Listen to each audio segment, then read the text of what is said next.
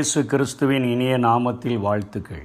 எபேசியர் 6ஆம் அதிகாரம் 15ஆம் வசனத்திலே பவுல் இப்படியாய் சொல்லுகிறார். சமாதானத்தின் சுவிசேஷத்திற்குரிய ஆயத்தம் என்னும் பாதரட்சியை கால்களிலே தொடுத்தவர்களாயும். ஆயத்தம் என்கிற பாதரட்சை என்று இங்கே பவுல் குறிப்பிடுகிறதை பார்க்கிறோம். பாதரட்சை அணிந்தவன் வெளியே செல்லுகிறதற்கும் எந்த ஒரு காரியத்தை செய்கிறதற்கும் அவன் ஆயத்தமாய் இருக்கிறான் என்பதை உணர்த்துவிக்கும் வண்ணமாக ஆண்டவருக்குள் அழைக்கப்பட்ட எல்லா விசுவாசிகளும் சுவிசேஷத்திற்குரிய ஆயத்தம் என்னும் பாதரட்சையை கால்களிலே தொடுத்தவர்களாக ஆயத்தமுள்ளவர்களாக வாழ வேண்டும் என்று சொல்லி சபைக்கு அறைகூவல் விடுகிறதை இந்த இடத்திலே பார்க்கிறோம். சமாதானத்தின் சுவிசேஷத்திற்குரிய ஆயத்தம் என்னும் பாதரட்சையை கால்களிலே கொண்டிருந்த பவுல் எப்பொழுதும் ஆயத்தமுள்ள ஒரு போர் வீரராகவே காணப்பட்டார். சபைகளுக்கு அறிவுறுத்தின பவுலுடைய வாழ்க்கையை கொஞ்சம் சற்று நாம் ஆராய்ந்து பார்த்தோம் என்று சொன்னால், சுவிசேஷத்திற்காக சங்கிலிகளினால் கட்டப்பட்டிருக்கிற ஸ்தானாதிபதியாகிய நான் அதை பற்றி பேச வேண்டியபடி தைரியமாய் பேசத்தக்கதாக எனக்காக நீங்கள் ஜெபம் பண்ணுங்கள் என்று எபேசு சபைக்கு 6ஆம் அதிகாரம் 19ஆம் வசனத்திலே அவர் கட்டளையிடுகிறதை பார்க்கிறோம். எனக்காக ஜெபியுங்கள், சுவிசேஷத்திற்காக என் வாழ்க்கை கட்டப்பட்டிருக்கிறது என்பதை தெளிவாக பவுல் இங்கே உணர்த்துவிக்கிறதை பார்க்கிறோம்.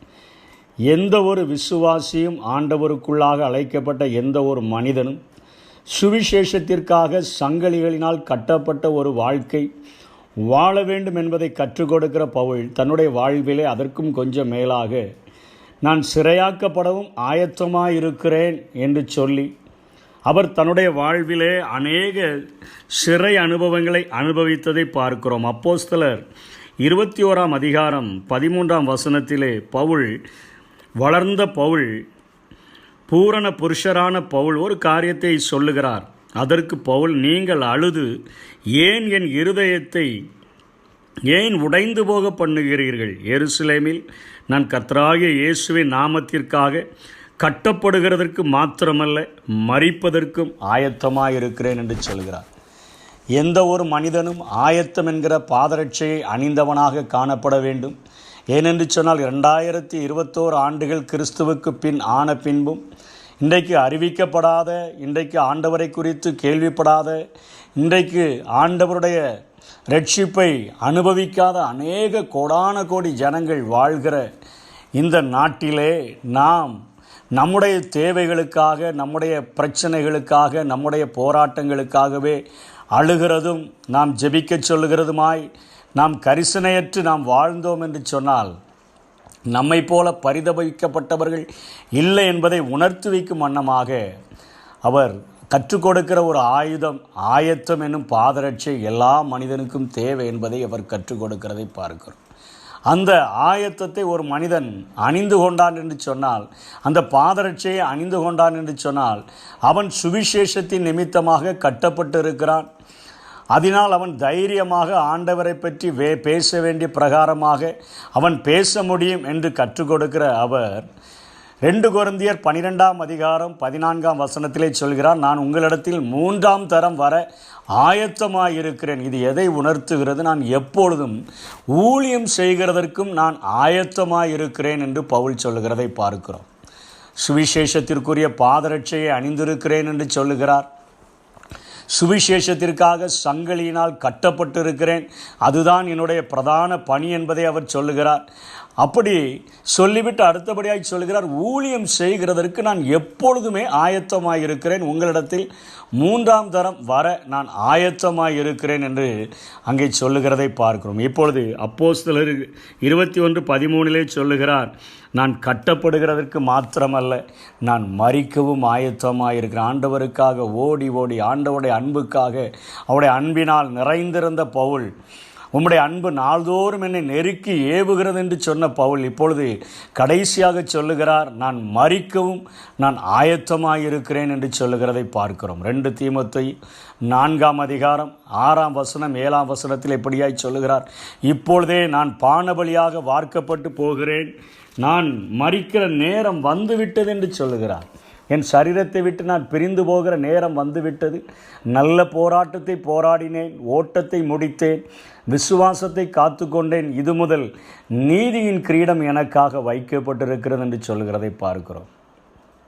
ஊழியத்தின் தொடக்கத்தில் சுவிசேஷம் என்னும் ஆயத்தம் என்கிற அந்த சுவிசேஷத்திற்குரிய ஆயத்தம் என்கிற பாதரட்சையை அணிந்தவர், சுவிசேஷத்திற்காக கட்டப்பட்ட சங்கிலிகளினால் கட்டப்பட்ட பவுல், ஊழியம் செய்ய எல்லா நிலைகளிலும் எப்பொழுதும் ஆயத்தமாயிருந்த பவுல் இப்பொழுது கடைசியாக சொல்லுகிறார், நான் அவருக்காக கட்டப்படுகிறதற்கு மாத்திரமல்ல, நான் அவர் அந்த அன்பிற்காக மரிப்பதற்கும் நான் ஆயத்தம் என்கிறதை கற்றுக் கொடுக்கிறதை பார்க்கிறோம். அவர் அப்படியாக பானபலியாக வார்க்கப்பட்டு போகிறேன் என்று சொல்லி ஆண்டவருக்காக சிரச்சேதம் பண்ணப்பட்டு மரித்ததையும் வரலாறு இன்றைக்கும் கூறுவதற்கு அது மறைக்கவில்லை என்றே சொல்ல முடியும். அதே போல் பேதுருவும் தன்னுடைய வாழ்விலே ஆண்டவரை பார்த்து சொன்னார். லூக்கா 22:33 காவலிலும் சாவிலும் நான் உம்மை பின்பற்றி வர ஆயத்தமாயிருக்கிறேன் என்று சொன்னார். காவலிலும் சாவிலும் பின்பற்றி வர ஆயத்தமாயிருக்கிறேன் என்று சொன்னார். மார்க் 14:71 மறுதளித்து அவர் சபித்து சத்தியம் பண்ணி இருந்த போதிலும் இயேசு கிறிஸ்துவனுடைய அன்பின் பார்வை அவர் மேல் விழுந்த பொழுது, அன்பினால் உள்ளம் நிரப்பப்பட்ட பொழுது, அதே லூக்கா 22:61-62 அவர் மனங்கசந்து மிகவும் அழுதுவிட்டு இயேசுவின் உயிர்த்தெழுதலுக்கு பின்பு சொல்லுகிறார், நீர் எல்லாவற்றையும் அறிவீர் ஆண்டவரே.